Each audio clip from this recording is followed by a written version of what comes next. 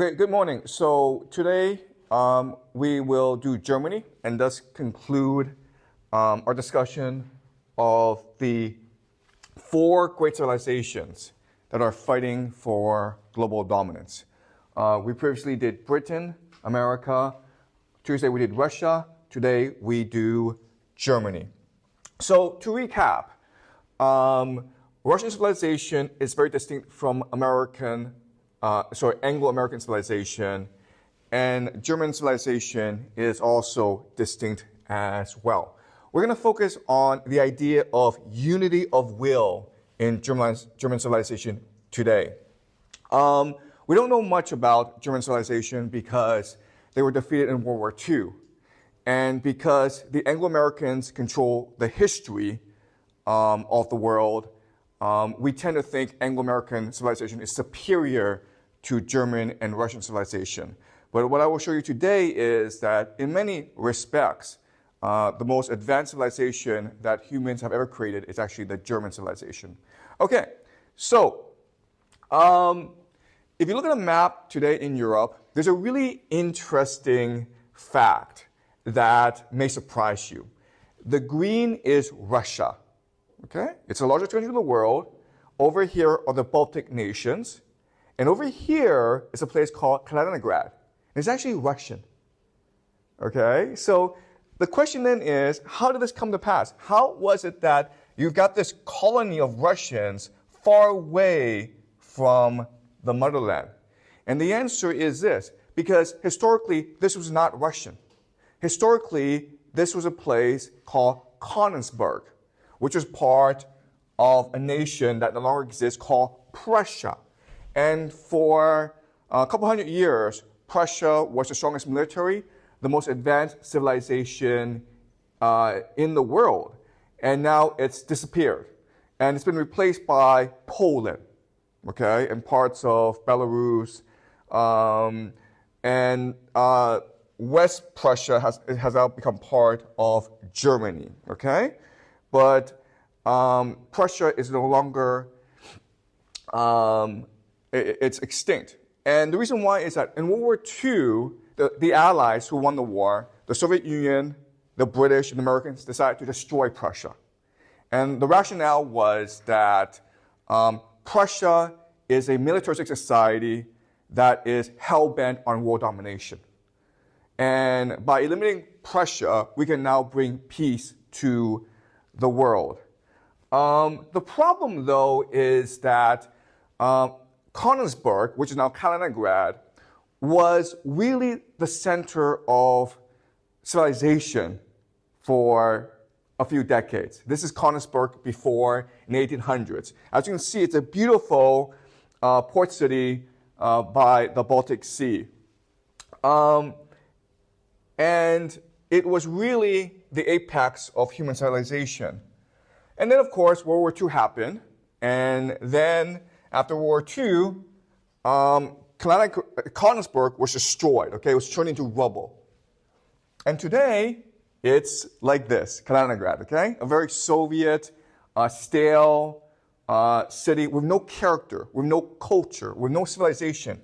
All right, and that's the intent, to destroy Königsberg, which was for the longest time the heart and soul of German civilization. It is true that Königsberg and Prussia were extremely powerful, was an extremely powerful military nation. And as you can see, this is from Wikipedia, by the way, okay? As you can see, there are many great generals and officers who are from Königsberg, okay? We're talking about the city. We're not talking about the nation Prussia. We're just talking about the city of Königsberg. But you also see that there are many intellectuals, writers, who come from Königsberg, okay?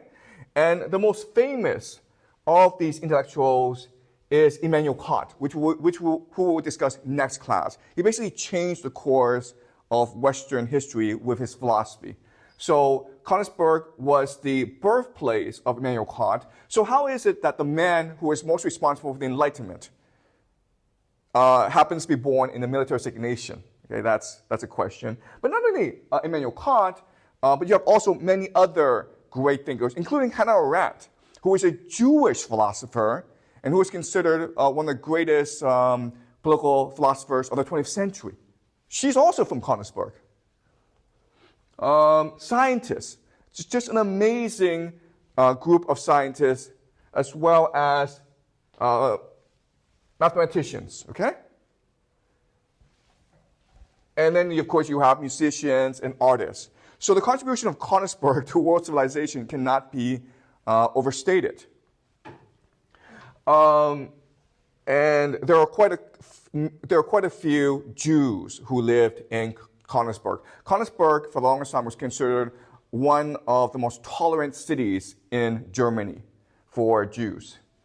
Let's now look at Nobel Prize winners in the sciences, physics, chemistry, and medicine. As you can see, in 1925, the majority were actually from Germany. Okay? Germany had the best scientists in the world. 1933, same thing. You got on 1950, same thing. In fact, by 1975, Germany is still dominant. The United States is catching up. It's only by about 2000 when the United States starts to overtake Germany. So again, the question then is, how is it possible for a militaristic nation hell-bent on world domination, how are they able to produce so many great scientists, so many great philosophers? And this is a very famous quote from Voltaire that captures the prejudice of the West against Prussia. Where some states have an army, the Prussian army has a state. Okay? This is pretty insulting to Prussian culture. We've looked at many civilizations that are militaristic, okay? Including the Romans, Spartans, Aztecs, Macedonians, and Qing Chinese, among others. They're extremely successful militarily, but guess what? They were not creative. In fact, they were anti-creative. So how is it possible for the Prussians to be both creative and militaristic? And the answer is because the Western prejudice against Prussia is wrong. They were not a militaristic nation bent on world domination. They were first and foremost a creative, humanistic society that was forced into military confrontation with its neighbors because of its geographic location. Okay? So let's go back to the history of the Holy Roman Empire. As we discussed in a previous class, the Holy Roman Empire was a confederation of German city-states. And there were like thousands and thousands of them that were in competition with each other. Okay? Over time, because of competition from the more powerful states like France, Poland, Lithuania, Russia, Sweden, these city-states were now forced to gel together. The most successful of these city-states is Prussia. Okay? And for the longest time, Prussia was a vassal state of the Polish Lithuania Commonwealth or the Swedes. Okay? But by about the year 1700, it started to come into its own through the leadership, through great military leadership. Okay? And it started to spread out. And as you can see, it's spreading out really quickly because of its military victories and because of its high culture. By the 19th century, Prussia has dedicated itself to uniting all of Germany. And it starts a series of wars that allow for the unification of all the German people. The first is something called the Dano-Prussian War. Then they fight against the Austrian-Hungary Empire, which is a successor to the Holy Roman Empire. And they defeat the Austrians really quickly. Then they move on to France, which is the dominant power of this time. And they defeat France, thus allowing for the complete unification of Germany under Prussian leadership. Okay, so how was Prussia able to be so successful? Well, as we discussed last class, there are certain characteristics about these city-states that go on to unify a nation. Okay, and the three major ones that Moscow and Prussia share is open cooperative competition. They're surrounded by enemies and they're forced to be innovative, open, and tolerant in order to succeed. They're forced to be unified.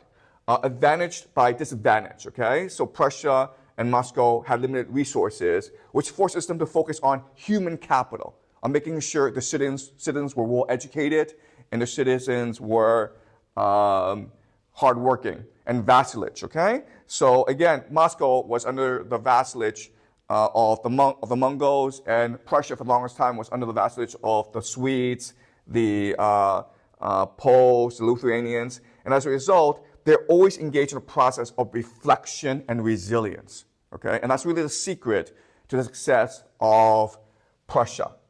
All right, at the same time, the thing to remember about the Prussians that differentiates them from the Muscovites is because Prussia is situated within Europe, it has a very different attitude towards humans than the Muscovites, okay? The Muscovites, because of their Mongolian heritage, they tend to oppress their subjects, whereas the Prussians are much more democratic, they're much more progressive, they're much more open, okay? So this is Frederick the Great, who is considered the great nation builder of Prussia through his military victories. What is often ignored is his social, economic, political reforms. He really is the first Enlightenment despot. Okay? He's heavily influenced by Immanuel Kant. They thought very highly of each other. And he was very intent on making Prussia the first enlightened state of Europe. Okay? So let's look at the few things he did. He radically reformed the Prussian judicial system so that you had rule of law, so that everyone had recourse to justice. No matter, even if you were poor, you could still sue. He abolished torture in the military. And this was revolutionary at this time because it was always assumed that you kept your soldiers in check by scaring them, okay? He established religious tolerance. Remember, at this time in Europe, there's a huge war going on between the Catholics and the Protestants, and he was tolerant towards both the Catholics and the Protestants, and even to a certain extent to the Jews as well. Okay? And over time, Königsberg, which is the heart and center of the Prussian nation, becomes really it has one of the largest Jewish settlements in Europe, okay, about 5,000 at that point. He grants basic form of freedom of speech, and the most important thing is that in 1763, he establishes a public school system that becomes a source for Prussia's future greatness. And to put this in context, okay, it's only over 100 years later when Britain and France does this. Japan and America will copy, just basically steal the Prussian education system, okay? In 1806, Prussia is defeated by Napoleon. Okay, we discussed this. And as a result, Prussia becomes a vassal state to Napoleon. And at this point, what the Prussians do is what they've always done, which is engage in a deep process of reflection. And they decide that in order to defeat France, they must be like France. Remember, this is the French Revolution, and there's a spread of liberalism throughout France because of the revolution. So the Prussians decide to copy the most important reforms of the French Revolution, which include the abolishment of serfdom. Now, peasants can become landowners. They destroy monopolies to encourage free market competition. They open the civil service to the middle class before it's only available to the nobility. And the most important thing is the reforms of a man named William von Humboldt. He creates the modern research university. So he founded something called the Berlin University. And so he conceptualized the research university where before you sat in class and you listened to lectures and you memorized what the professor told you, but now you're encouraged to do your own research, to write a thesis, okay, which is what we do today. The most important reform he did was to conceptualize public education as a meritocracy, as an opportunity for the middle class to grow, okay, to grow the middle class and to give the middle class a greater economic role in society. And these reforms, in only a few years, will allow Prussia to defeat Napoleon and establish itself as a great power again. This is Carl von Clausewitz, and he's considered the greatest military strategist of all time. He's Prussian. He was an officer in the Prussian military, and he thought very deeply about the wars of Napoleon. Why is it that Napoleon and the French were so great? And his conclusion is because they were able to mobilize the resources of society for total war. Okay? And his conclusion is that in the future, as a nation, if you want to win militarily, then you must engage your citizens, okay? You must increase the morale of your citizens. You must make them want to die for your nation, all right? 1848 is one of the most important years in human history. And the reason why is, in 1848, okay, these red spots, these are all revolutionary hotspots, okay? So after Napoleon was defeated in 1815, the European powers, led by Metternich of the Austrian-Hungary Empire, he sits everyone down and decides, first of all, how to ensure no wars like that of Napoleon arise again in Europe, how to create peace, but also, most importantly, how to maintain the feudal structure of Europe, okay? And they were very successful at that until 1848, when the middle class, when the workers rebelled in 17 different places. You will notice that in England, in Britain, there was no revolution. There were no rebellions. And the reason why is because Britain at this point had colonies overseas, right? Canada, New Zealand, Australia. And so these people who were upset about the economic status in Britain could migrate elsewhere. But these other places didn't have any colonies. There was no pressure valve for social discontent, and so these revolutions started to take place. A lot of these revolutions were suppressed violently. And you would think that Prussia, because it is a military dictatorship, it would suppress the middle class liberals violently. But that's not what happened, okay? Let's see what happened. So this is from Wikipedia. What happened was that there were public demonstrations because people wanted more political reforms, right? And the army killed certain people. And now people are really, really angry. So they erect barricades. They're getting ready for civil war, okay? This is another French Revolution. And at this point, the emperor, Frederick William, what he does is he goes and reassures the public that they will negotiate a peace. And what he does to calm the public is the king also approved arming the citizens. He gives guns to the citizens to ensure that the citizens will feel safe negotiating with the army. Okay? But not only that, but when the crowds of people went to the king basically agreed to all their demands, including parliamentary elections, a constitution, and freedom of the press. Also, he promised everyone that Prussia was to be merged forthwith into Germany. Because not only is there liberal socialist sentiments at this point, there's also nationalist sentiments. People want to feel united as a German people, okay? And then what calms people down is the king attends a funeral for those citizens who died during the rebellion, okay? And they wore, okay, he and his ministers wore the revolutionary tricolor of black, red, and gold, which is, by the way, the flag of Germany right now, okay? So he's showing tremendous respect to his people, okay? And that's just the Prussian attitude. Again, the historical image of Prussians is very stern, very austere, very dictatorial, okay? But if you look at their behavior, they're very respectful of their people because they understand that in this world where they're surrounded by enemies, their central power with France, Russia, all around them, they need to stay united as a people, okay? This is Otto von Bismarck, the most famous Prussian in world history. He is the founder of something called the Second Reich. The Holy Roman Empire was the First Reich.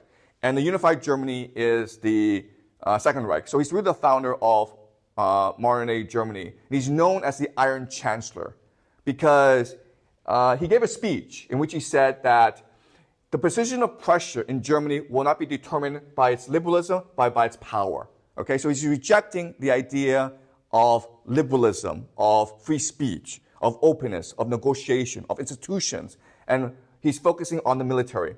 Prussia must concentrate its strength and hold it for the favorable moment, which has already come and gone several times. Since the treaties of Vienna, our frontiers have been ill-designed for a healthy body politic. Not through speeches and majority decisions will the great questions of the day be decided. That was a great mistake of 1848 and 1849, but by iron and blood, okay, through violence and sacrifice.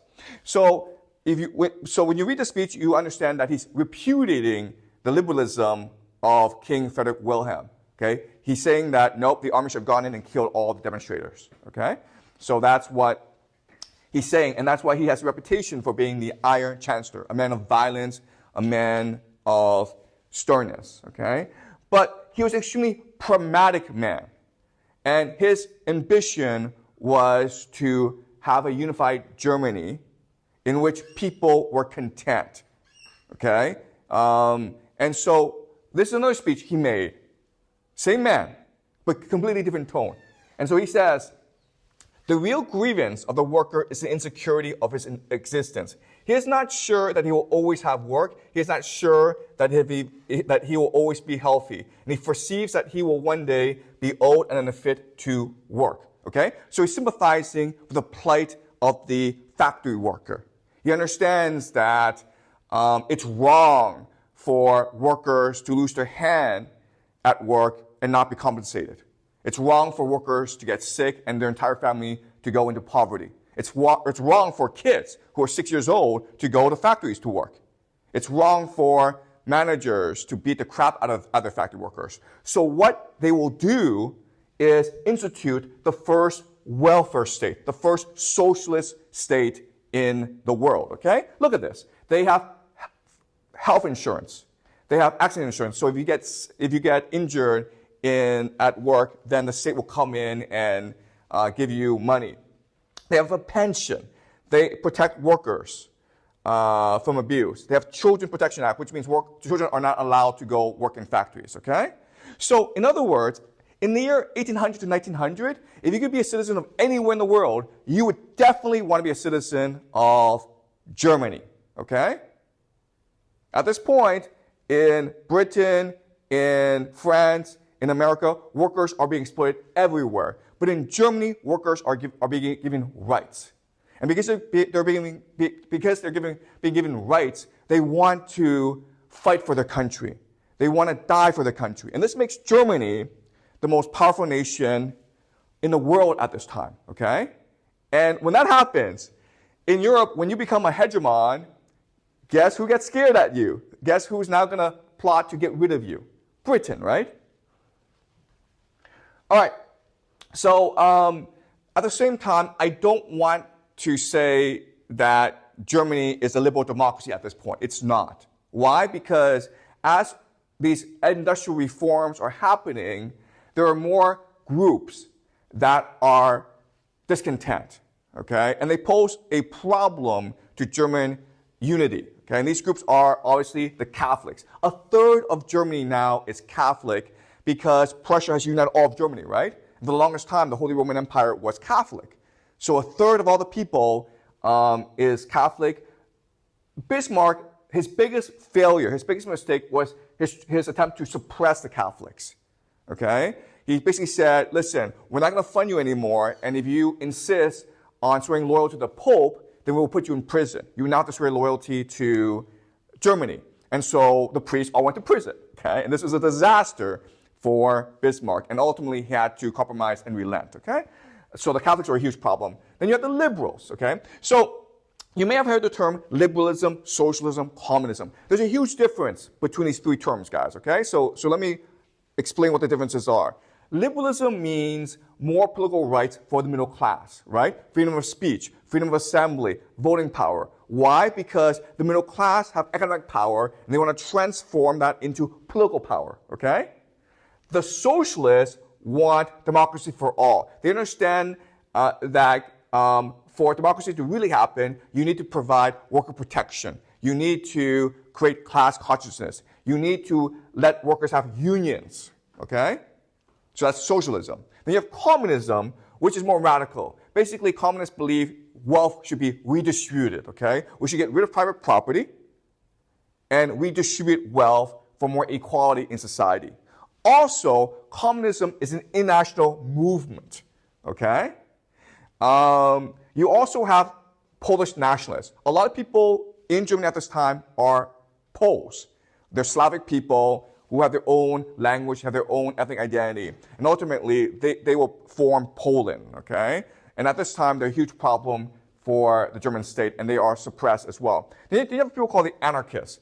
The anarchists are people who believe that we don't need government. We don't need authority. People should just be allowed to do whatever they want to do.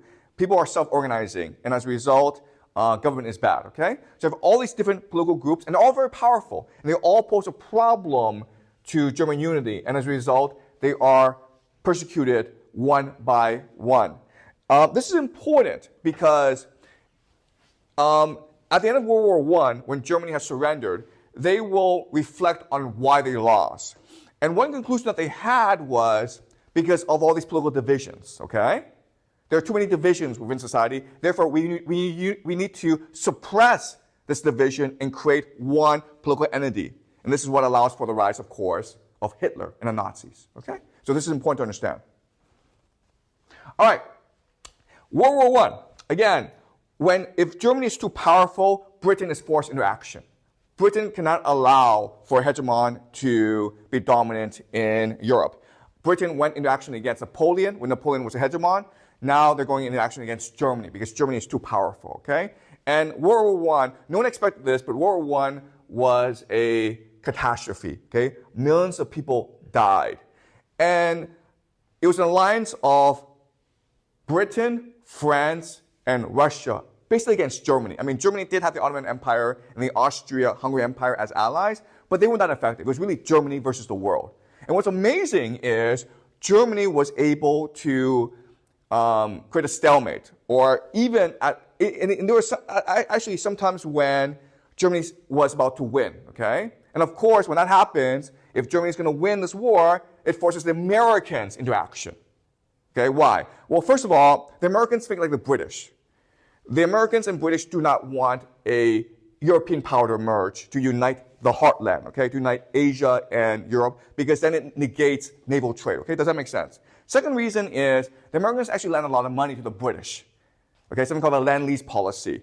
So if Britain lost the war, then all that money is gone, okay? So America comes in to save Britain, okay? But even at this point, this is really important, even at this point, Germany, it was not clear Germany was going to lose the war, okay? Russia was knocked out of the war, France was divided, Britain was not that effectual. So it's not clear at this point Germany was going to lose, okay?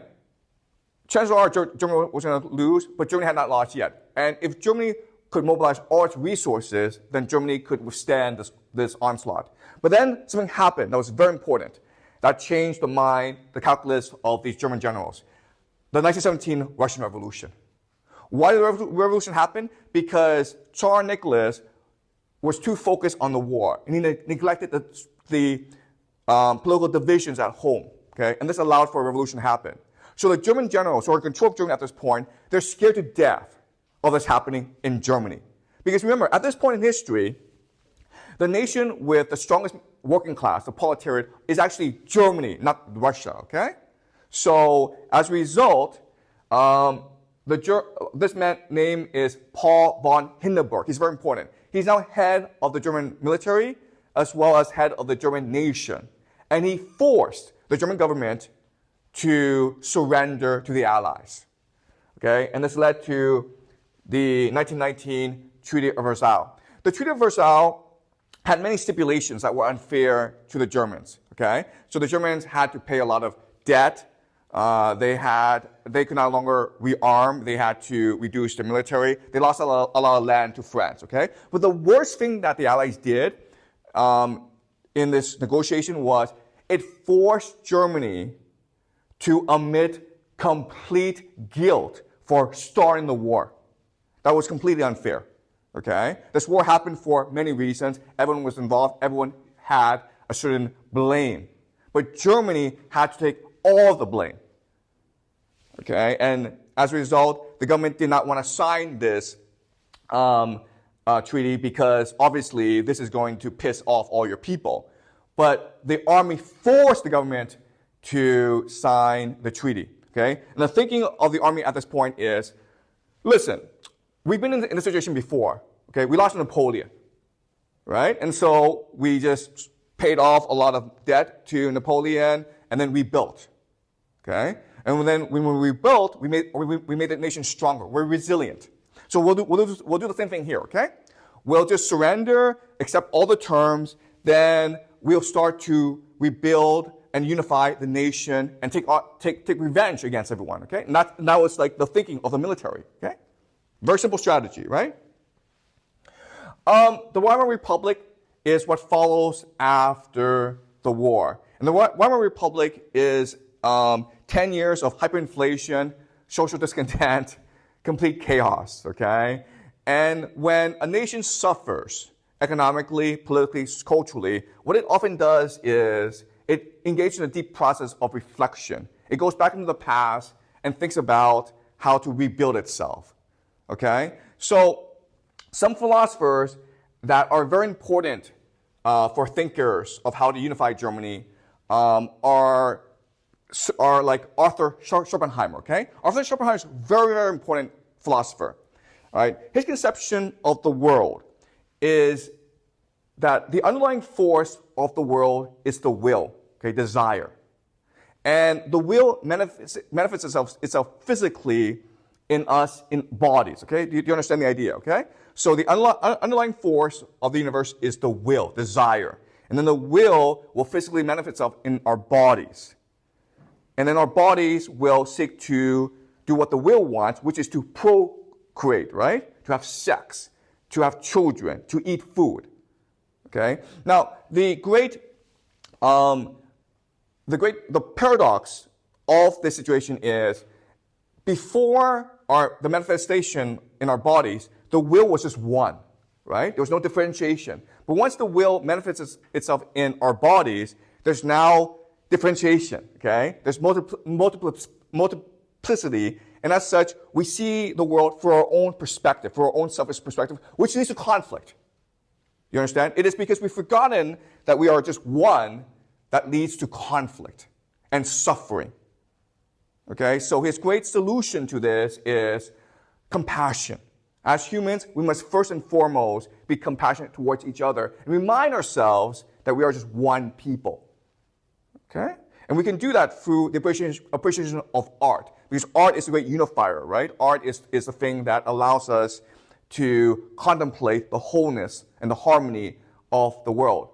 And then he says that there are some of us who should engage in self-denial, who should become like monks, who should deny the world, because the world is inherently evil, right? So when you refuse to have children, when you refuse to struggle, to suffer, then you achieve enlightenment, okay?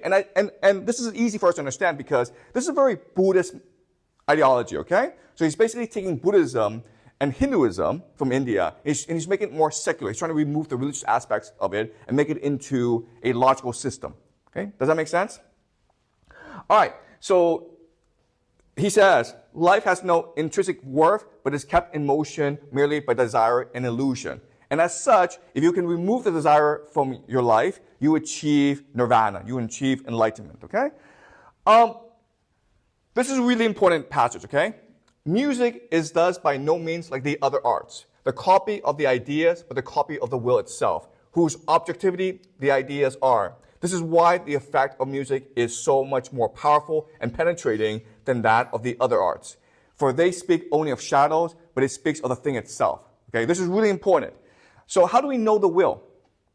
How can we access the will? It's through music, okay? Because the music is the perfect encapsulation of desire, right? It is the perfect expression of emotions.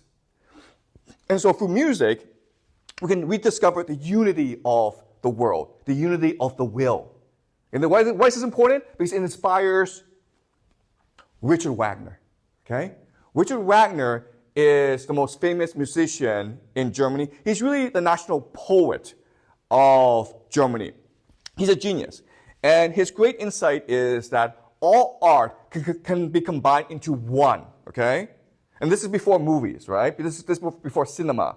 So you can put in music, paintings, theater, poetry, philosophy, everything together to create one total art that will inspire and unite the people. And this is why he spends 30 years to create something called the Ring Trilogy, okay? And this is held every year at the Bayreuth Festival. He creates his own opera house in order to stage the play. And it's 15 hours, okay? It's 4 parts, 15 hours. And it's the inspiration for the Lord of the Rings movies. I'm sure you've seen Lord of the Rings, right? It's a very similar plot, okay? And the plot's very simple. It's 15 hours. Sorry, it's not a simple plot, but I'll put it in very simple terms. It's 15 hours, 4 parts, okay? So there are people called the Rhine Maidens, okay? These are river goddesses who control the river Rhine, and they have a lot of gold. There's a dwarf, an evil dwarf, who steals all this gold, and with all this gold, he crafts a ring to control the world, okay, to rule the world. And this is important because it's actually taking Schopenhauer's philosophy, right? Desire is a source of evil in the world, and turn it into a metaphor. The ring is desire. The ring is what represents evil and suffering in the world. And because we all seek the ring, we cause misery, all right? Okay, so this is how it starts. Now, up in the sky, there's a god named Wotan, okay? So Wagner's using a lot of Norse mythology that we learned before from the Vikings, right? Wotan is another name for Odin. And Wotan and the gods want to create a palace for themselves called Valhalla. Okay? And they hire a giant to build this Valhalla. Okay? And they sign a contract with him. But the giants want payment first. Okay? So Wotan and the gods steal this ring from the dwarf. Okay? And they give it to the giant. But then the dwarf places a curse on this ring. And the curse is that the gods will see the end of days, Ragnarok, every day. Okay? So the gods are haunted. And so the gods are like, we need to destroy this ring. Otherwise, we're always going to be haunted. We won't be able to sleep. Okay? And so they need to kill the giant and get the ring back. But they have a contract with this giant. So Odin, Wotan, conspires to give birth to a great hero who's half human, half God, but he's not fully God, who will now go kill the giant and get the ring back, okay? That's his great idea. So he gives birth to twins, Siglinde and Sigmund. They're separated at birth. They're twins. And then they run into each other and they fall in love with each other. Remember, they're twins, okay? Siglinde is already married, and so Sigmund is determined to kill her husband, Hundig, and marry Siglinde. Okay? And this is all part of Wotan's plan. He's really happy. But then his wife, Fricka, says to him, no. They've broken the incest law, okay? They're not allowed to have incest with each other. And so you have to kill Sigmund. And Wotan doesn't really have a choice in the matter. He has to agree to the death of Sigmund, okay? So he sends his daughter, a Valkyrie named Brunhilde, to go make sure that Sigmund is killed against Hundin. But Brunhilde, when she arrives, she sees the love between Siglinde and Sigmund, and she wants to save Sigmund and defy Wotan's orders. Wotan hears about this and punishes Brunhilde and kills Sigmund, okay? And what he does by punishing Brunhilde is he sentences her to eternal sleep, surrounded by a wall of flames. Only the greatest hero in the world, the hero who is capable of killing a giant and retrieving the ring, can save her. And this hero is named Siegfried, who's the son of Sigmund. Okay? This is Act 3 now. Sigmund saves her, kills the giant, and now has retrieved the ring. But because he has a ring now, everyone around him is now conspiring to kill him and get the ring for themselves. Okay? The problem of desire, which causes misery. So in the end, what happens is that Siegfried is killed. Brunhilde learns of this treachery, and then she kills those who killed him. And then what she does is she sacrifices herself in the flames and throws the ring back to the river maidens, okay? And then what happens, and this is the ending, is the river maidens destroy the ring. But when they destroy the ring, they destroy everything, okay? They destroy Valhalla as well. The gods are destroyed. Valhalla is destroyed. The entire world is destroyed, okay? And this goes back to the Schopenhauer idea that the source of the world is desire, okay? When you destroy desire, you destroy the world. But when you do that, you allow for a new beginning, okay? So that's the national epic of Germany, the Ring Cycle. And again, this is put on every year at Bayreuth. It's 4 nights, and it's 15 hours in total. There are some theaters that put on 15 hours straight, okay? And the Germans love this, all right? So I'm going to play for you some music from this opera. And this is the most famous part, called The Ride of the Valkyries, okay?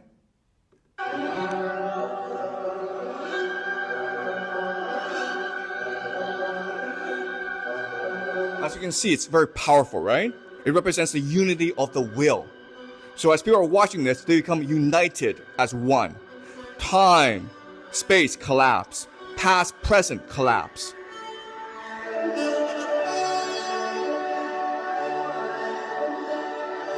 This is meant to depict the will, the unity of the will.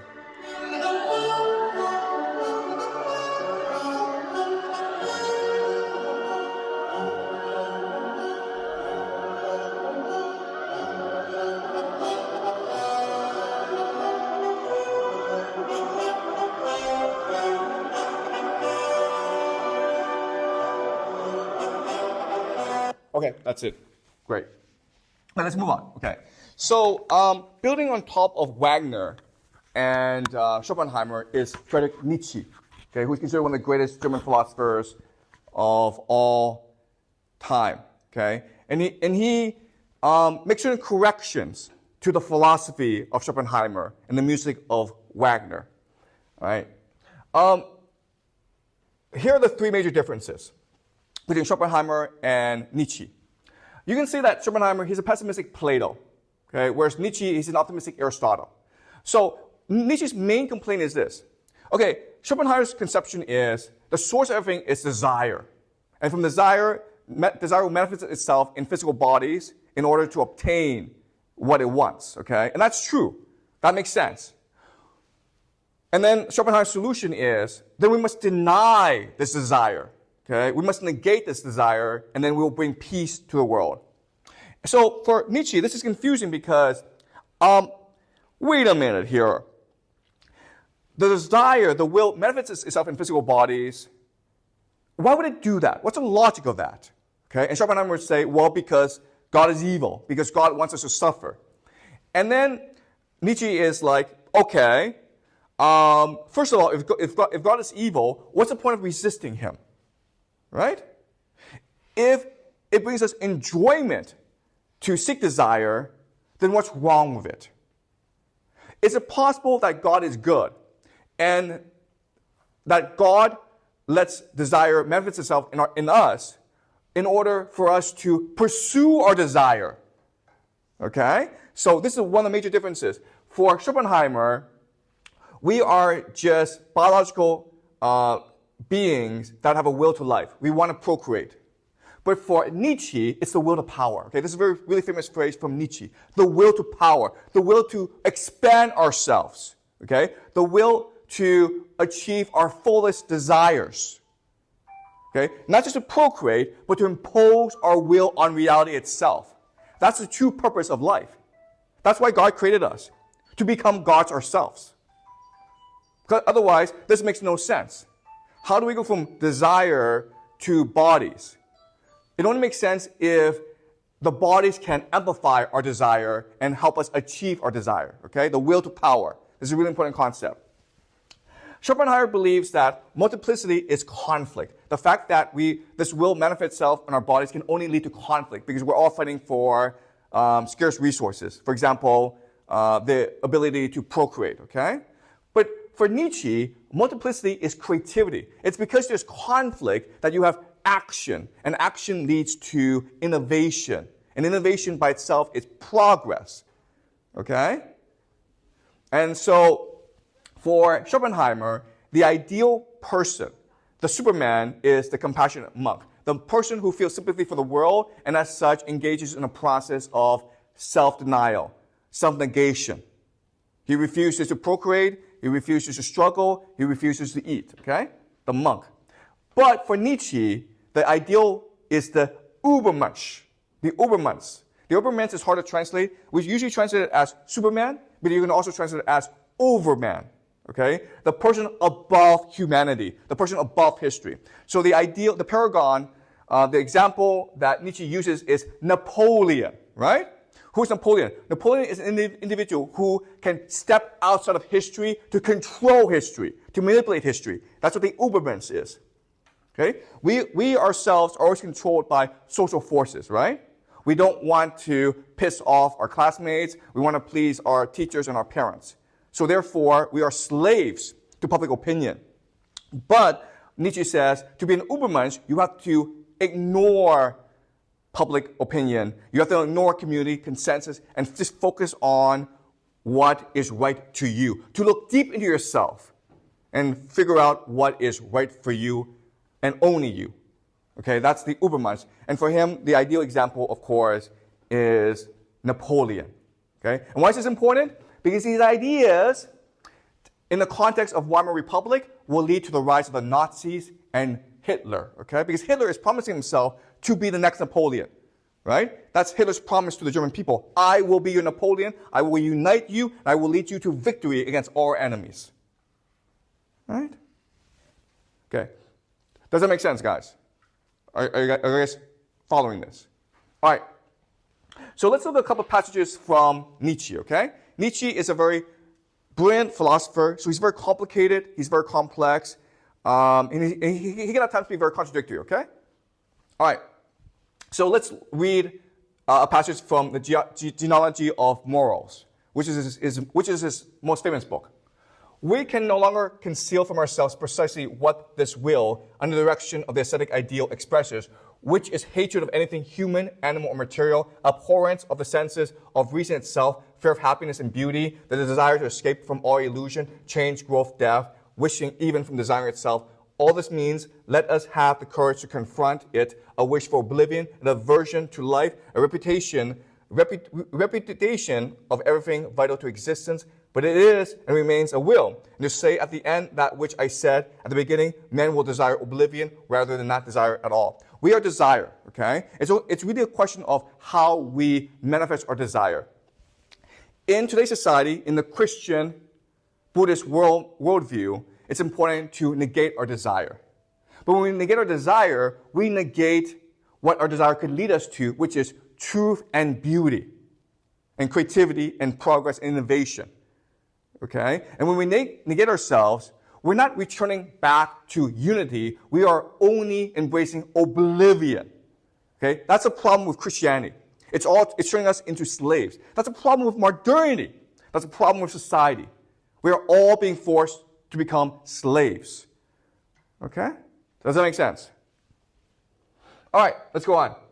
To call the taming of an animal improving it sounds to ears almost like a joke. He who knows what goes on in menageries doubts very much whether an animal is improved in such places. It is certainly weakened, it is made less dangerous, and by means of the depressing influence of fear, pain, wounds, and hunger, it is converted into a sick animal, and the same holds good of the tame man whom the priest has improved. Okay, this is a great metaphor.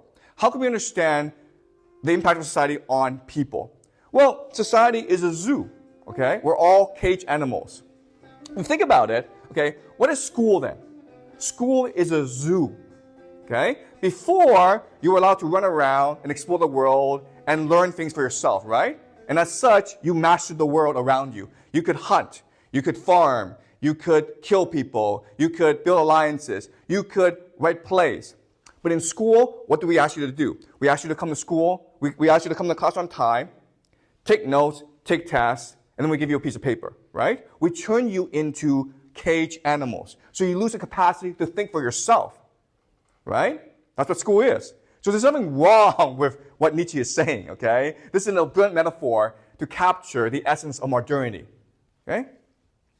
Society, education, it's all meant to degrade your capacity to think for yourself in order to make you more obedient to power. Okay? All right. So, if you take Schopenhauer, Wagner, and Nietzsche together and you combine them, what you get is a rejection of Christianity and a return to paganism. Okay? So let's look at the differences. In the Christian worldview, there is a God. If there's a God, there is a framework of good and evil. So you must do good and you must avoid evil, okay? But in the pagan worldview, there is no God. There's many gods, but the gods themselves have no power over fate. And as a result, it is up to you to define good and evil. It's up to you to act and to find meaning in the world. Okay? So going back to school, the metaphor, right? Today we have grades, and therefore you're focused on getting grades. But if we had no grades, we have no teachers, then you have to go learn for yourself.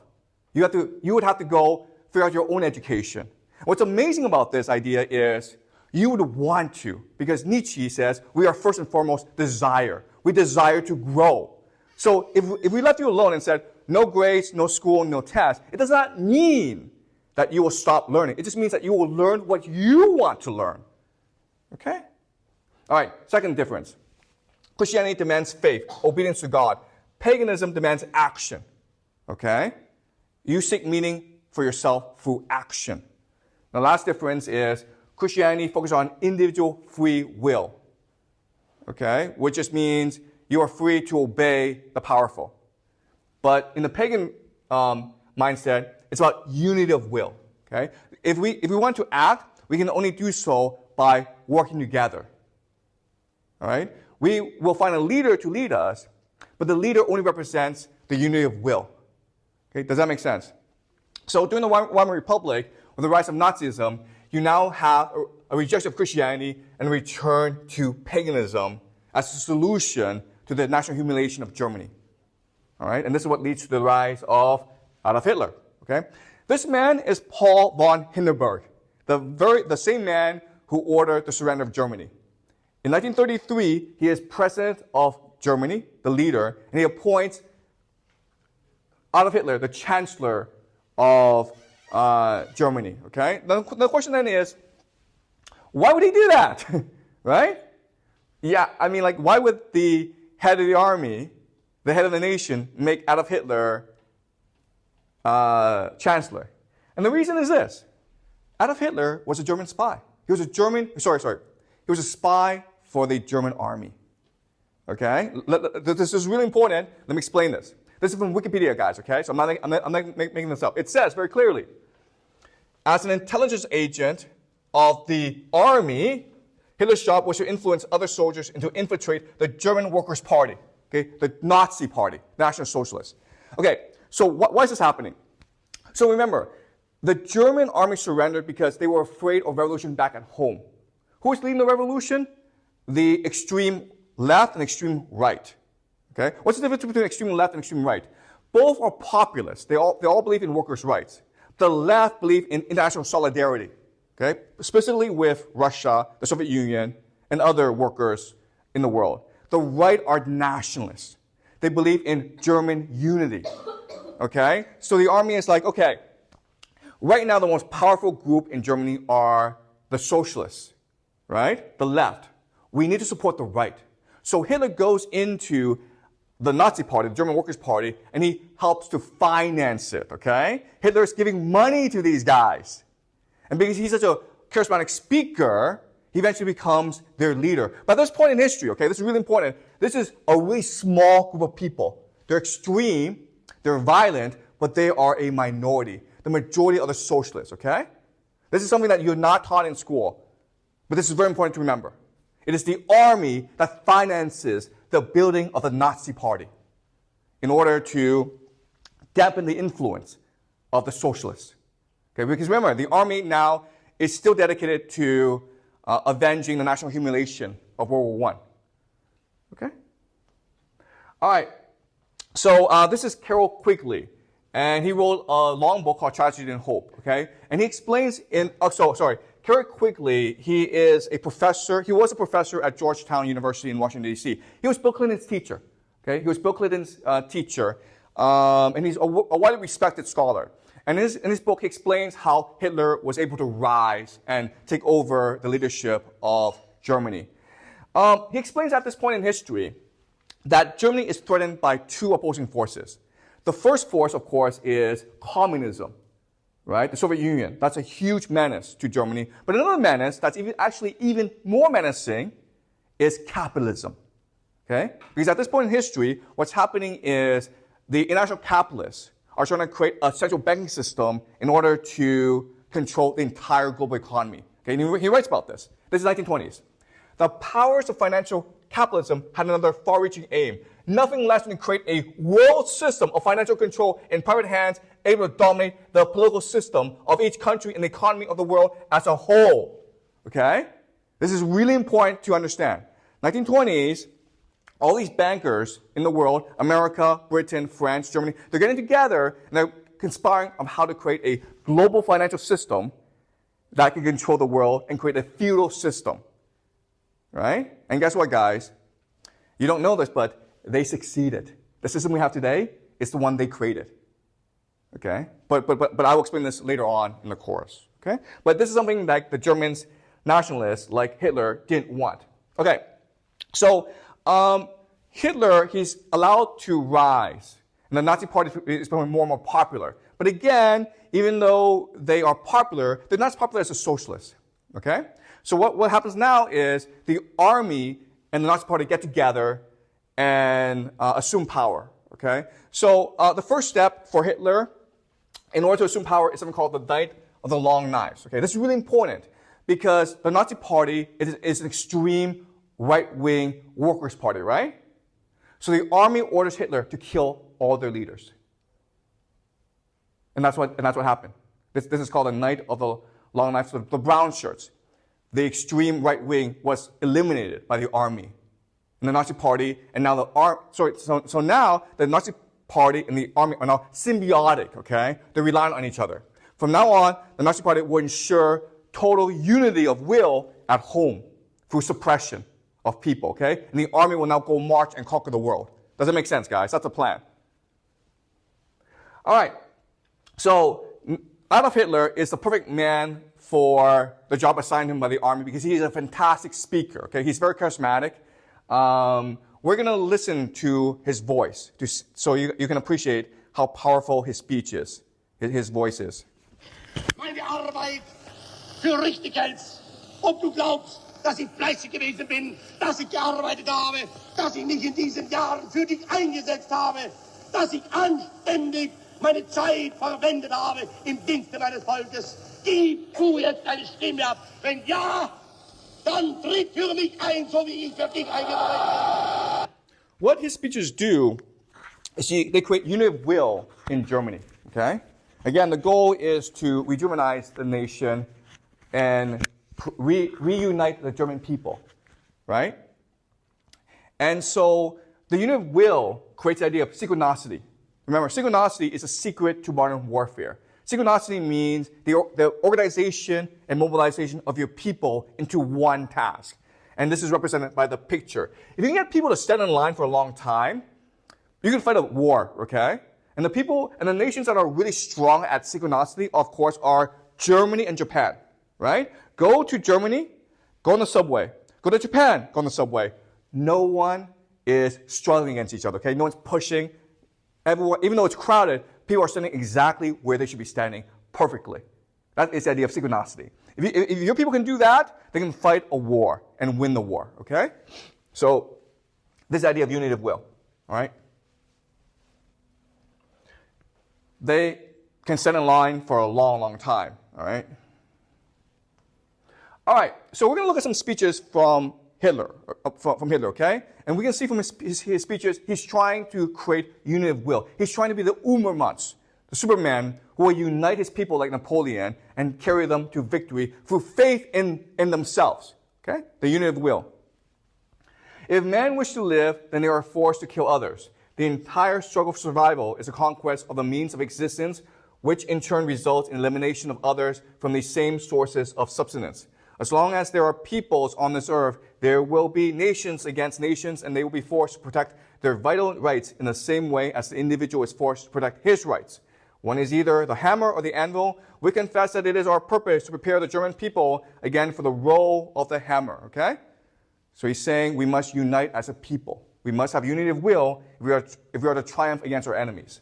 All right. Nothing is possible unless one will commands, a will which has to be obeyed by others, beginning at the top and ending only at the very bottom. This is the expression of an authoritarian state, not of a weak, babbling democracy, of an authoritarian state where everyone is proud to obey because he knows I will likewise be obeyed when I must take command. All right? Hitler is not being a dictator. He is trying to create unity of will. He is the leader. He's the ubermensch, but that's only because God demanded him to be so. Okay? He will unite the German people into a hurricane, into an ocean, to crash itself upon the world. In the course of my life, I have very often been a prophet, and I have usually been ridiculed for it. During the time of my struggle for power, it was in the first instance the Jewish race which only received my prophecies with laughter when I said that I would one day take over the leadership of the state, and with it, that of the whole nation, and that I would then, among many other things, settle the Jewish problem. Their laughter was uproarious, but I think that for some time now they have been laughing on the other side of their face. Today I will once more be a prophet. If the international Jewish financiers in and outside Europe should succeed in plunging the nations once more into a world war, then the result will not be the Bolshevization of the earth and thus the victory of Jewry, but the annihilation of the Jewish race in Europe. Okay? So we don't actually have any concrete evidence for the Holocaust. Okay? So one piece of evidence for the Holocaust is this speech by Hitler. But I want to explain what he is saying here. Okay? What he's saying is, we, the German nation, want to be left alone. We want to be united. We want to be unified. But the capitalists and the communists all seek to undermine us. And who are the communists? And who are the capitalists? The Jews. Okay? It's the Jews who are a metaphor for a national elite group of individuals who are conspiring to undermine the vitality and the strength of the German nation. All right? So that's what he's saying here. All right. 1939, September 1st, is the beginning of World War II, okay? And so he's going to explain why this is happening. As a National Socialist and as a German soldier, I entered upon the struggle with a stout heart. My whole life has been nothing but one struggle for my people, for its restoration, and for Germany. There was only one watchword for that struggle, faith in this people, one word I've never learned, that is surrender, okay? So he's telling the people, we're going to fight this war again. Why did we lose World War I? Because we didn't have faith. We surrendered. If we all came together and we fought to the very bitter end, we would have prevailed against our enemies, okay? It is quite unimportant whether we ourselves live, but it is essential that our people shall live, that Germany shall live. The sacrifice that is demanded of us is not greater than the sacrifice that many generations have made. If we form a community closely bound together by vows, ready for anything, resolved never to surrender, then our will master every hardship and difficulty, okay? It is the unity of will that matters. All right, 1942, November 8th, it's basically at a time in history when the Germans understand they've lost the war. The Americans are now in the war. The Americans are getting ready to invade Europe. The German invasion of the Soviet Union has failed, okay? They're bogged down in the Soviet Union. Germany is overstretched. The entire world has allied itself against Germany, okay? So the war is about to be lost. But let's look at what Hitler has to say. It is with the same conviction that I now stand before you and has never left me, either since the day on which, as an unknown man in the city, I began to struggle first for the soul of the German people and then on beyond the city for more and more followers. In the beginning, I did not have much more to give than faith, the faith that if anyone pursues a just aim, I with unchanging and undisturbed loyalty and never lets himself be diverted from it, but puts everything into it, then others will be found who are determined to be his followers, and that from this whole and ever stronger faith must gradually radiate to the whole people. Okay, so this is unity of will. We reject reality. Reality does not matter because we impose our will on reality. As long as we have faith, as long as we have unity of will, we will triumph, okay? All right. So, let's go back to the beginning. We were talking about Kaliningrad, right? It is one of the greatest injustices in human history that Königsberg which was, for the longest time, the cradle of human civilization, the epicenter of the Enlightenment, it is now completely destroyed. Okay? And this is this is an idea from Wagner, okay? By destroying this, the world has cursed itself, okay? Let me explain why. First of all, the German question now is more relevant than ever before. You've destroyed Königsberg, but you have not destroyed the desire for unity among the German people, okay? So this is the memory that will not fade. Okay, so will the Germans seek vengeance? Will another Hitler arise to unite the German people? Now, what you guys don't know is that the Prussians were one of the main forces opposing Hitler as well as inhibiting Hitler. Okay, because Prussia had a very proud culture and it's very the strongest part of Germany. But now that they destroyed Prussia, if another Hitler arises, there's really nothing to stop him. Okay, that's the first problem. Second question is, okay, let's go back to this map. Europe and Russia are about to go to war with each other, right? Okay, well, if you are Europe and you go into Ukraine, you're going to be slaughtered, okay? But this is Kaliningrad, Russian territory, 500,000 Russians, right? You can blockade Kaliningrad. You understand? So this could be the start of World War III, right here. Does that make sense to you guys? If the Europeans blockade Kaliningrad and they try to starve the people, Putin would have no choice but to intervene. Okay? But the main problem is this. Königsberg was one of the main intellectual, scientific, and cultural centers of Europe. That its loss reduced the innovative potential of humanity. All right? So what I will show you in next class when we discuss Kant is science comes from philosophy. Okay? Culture leads to philosophy, which leads to science, which leads to technology. You cannot have science independent of philosophy. When you destroy a center of philosophical innovation, you destroy a center for scientific progress. Okay? So this is something that we will discuss in depth next class as well. So when we look at Kant. So that is Germany. Okay, any questions about what we've learned so far? Was this clear to you guys? Okay? Any questions? How can Hitler be grown like that? Excuse me? How can Hitler be grown like that? Like personal charisma or something? Yeah, okay. So where did Hitler come from, right? How did Hitler become so charismatic?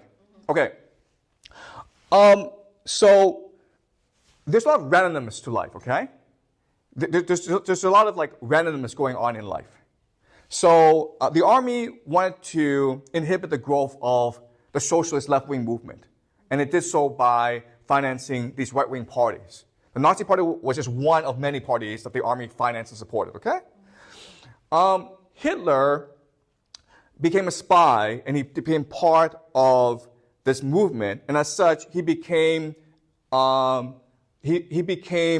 exposed to a lot of the ideas of the Nazi Party.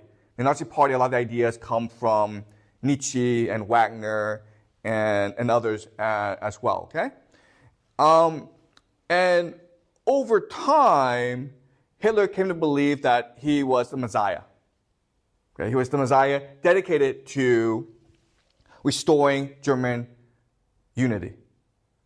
Okay? And I mean, like, this is hard to understand, but human population is very diverse. So you always have a subset of people who have these delusions of grandeur. And if, in certain circumstances, they will be proven right. Okay? That doesn't make sense. Okay? So another way of saying this is the army needed someone to play the part of the ubermensch, the Superman, who could unite the German people and create national unity so that the army could seek its vengeance against the rest of Europe and unite the German people. Okay? So they're looking for this role, and then Hitler auditioned for this role, and he got the role. Okay? Does that make sense? And this is important because towards the end of the class, we'll discuss Donald Trump. And what I will show you is this is exactly what happened with Donald Trump.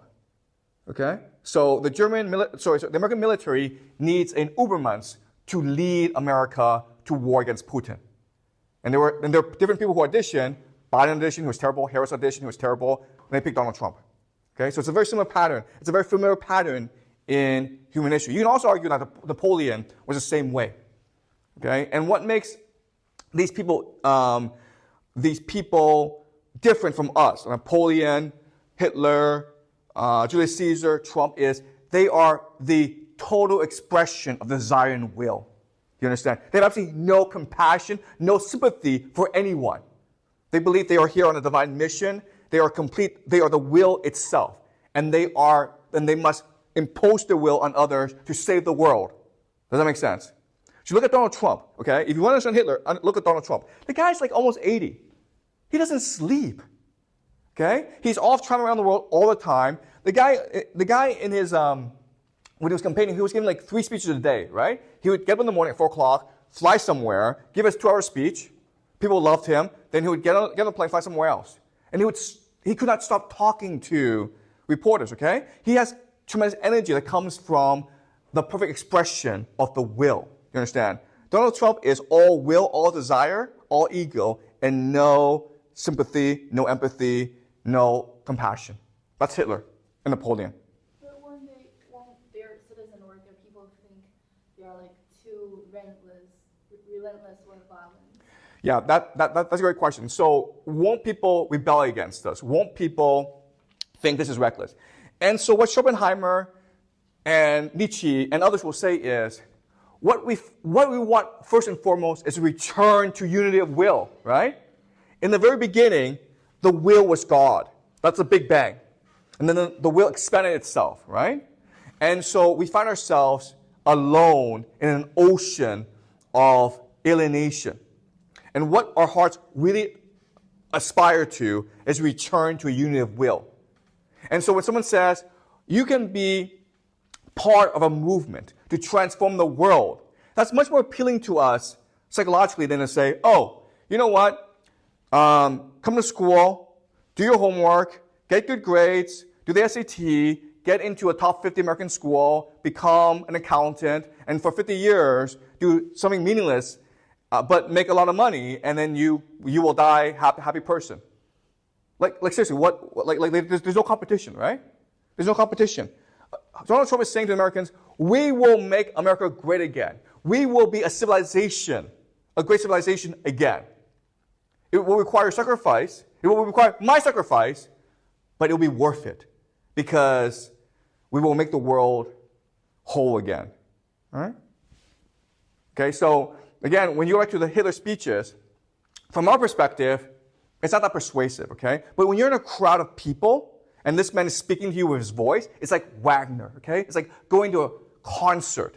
The music fills you, and it inspires your heart, okay? It makes you want to be the ubermensch, okay? Hitler is just the example, but he's saying you can also aspire to be the ubermensch if you are willing to sacrifice your life for the unity of will, okay? So this is really important. This is far more appealing to people than the idea of materialism. Right? This is religion, right? Hitler's creating a new religion. And it's intoxicating. Right? I mean, like, World War II, I mean, the fact that the Germans were able to fight for so long against the entire world, I mean, it's incredible. I mean, like, it was America, Britain, France, Soviet Union against the Germans. And the fact that the Germans fought so bravely and fought to the very bitter end, I mean, it just shows you the power of unity of will. Okay? And what this also tells us is these things don't die, okay? You can kill a civilization, you can destroy a city, you can massacre people, but you cannot destroy the desire for unity of will, because that's what fundamentally makes us human. Okay, does that make sense? Okay, great. Any more questions, guys? But that's a great question. Thank you.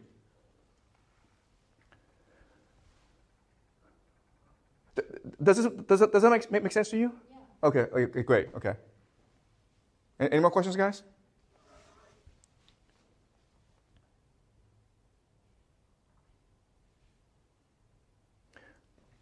Okay, so next week we will do Kant, okay? And Kant will lead us to Marx and Freud and modernity, okay? Okay.